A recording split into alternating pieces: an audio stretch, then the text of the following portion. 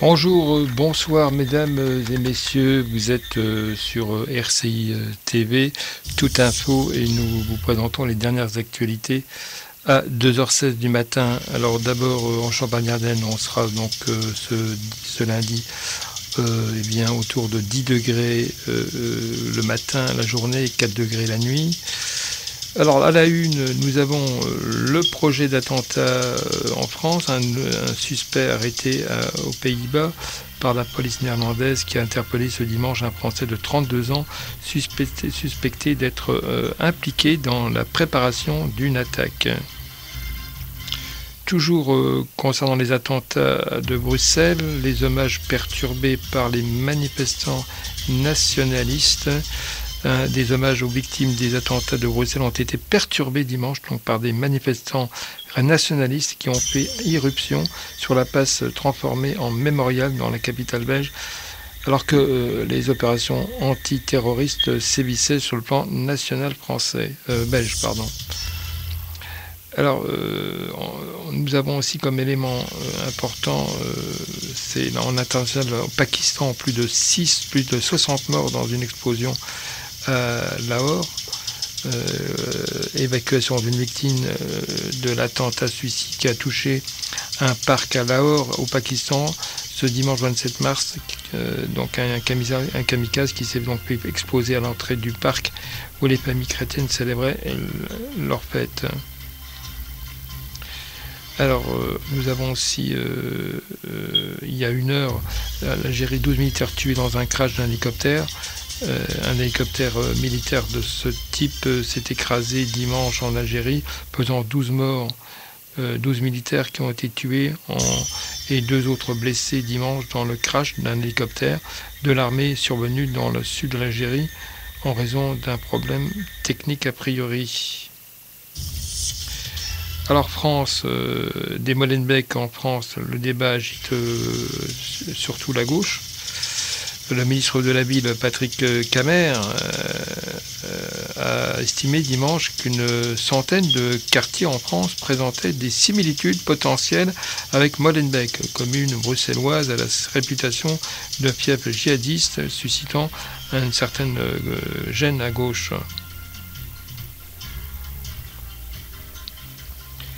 Alors on revient toujours sur le projet d'attentat, le point en France, le point sur l'enquête et les suspects. Un projet d'attentat a été déjoué donc jeudi en France avec l'arrestation d'un suspect, Reda et Kriet. L'enquête s'élargit avec des arrestations dans d'autres pays européens. L'enquête sur le projet d'attentat déjoué jeudi en France révèle des connexions internationales. Alors on a aussi à relever pompiers on se pose des questions, va-t-on vers des prestations payantes? Une nouvelle mesure vient d'être adoptée sur les responsabilités du département du Calvados. Certains services vont devenir payants à partir du 1er avril. Objectif, limiter les déplacements injustifiés.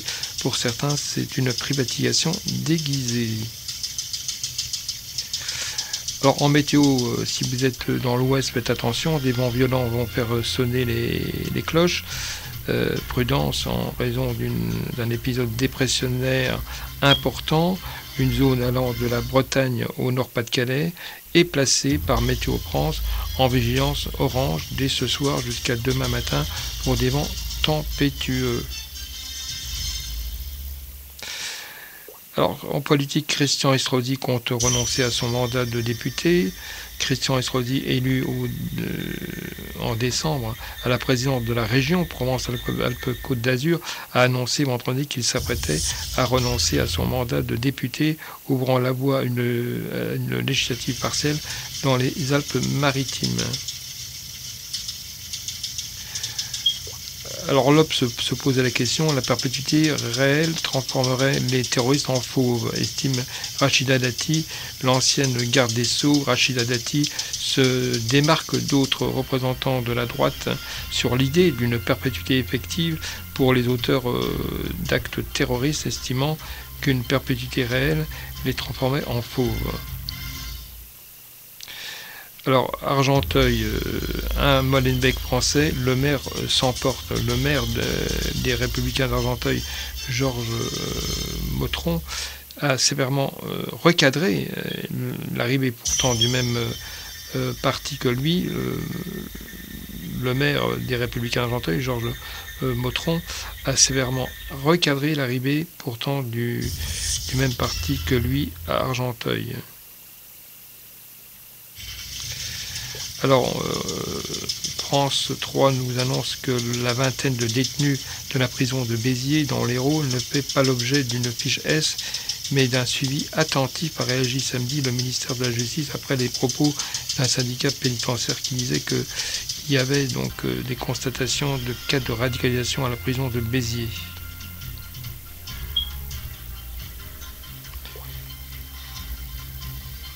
Voilà ce qui nous referme les actualités. On revient dans quelques instants pour d'autres actualités. Vous êtes sur RCI.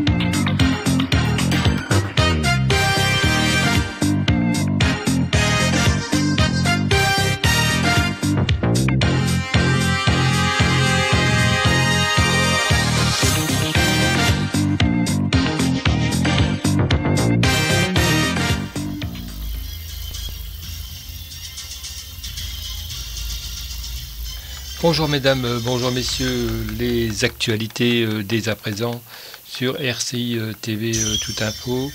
Nous sommes très contents d'être avec vous, il est pratiquement 2h30 du matin et nous sommes en direct avec notre rédaction presse. Alors les dernières informations que nous comptons vous donner à la une, eh bien, sur les Ardennes, un site internet lancé pour ne pas oublier Anaïs Guillaume. Depuis lors, l'enquête a progressé. Et la piste criminelle est privilégiée. Les soupçons se portent désormais sur Philippe Gillet, l'ancien amant d'Anaïs, chez qui elle logeait la nuit où elle a disparu. L'agriculteur ardennais est désormais sous les verrous. Le cas de Vachefolles dans les Ardennes confirmé par le ministère. Donc le cas de Vachefolles dans les Ardennes a été confirmé par le ministère de l'Agriculture dans un communiqué ce jeudi 24 mars. Il s'agit du premier cas d'encéphalopathie spongiforme bovine ESB de ce type détecté en France depuis 2011 et donc c'est passé dans les Ardennes.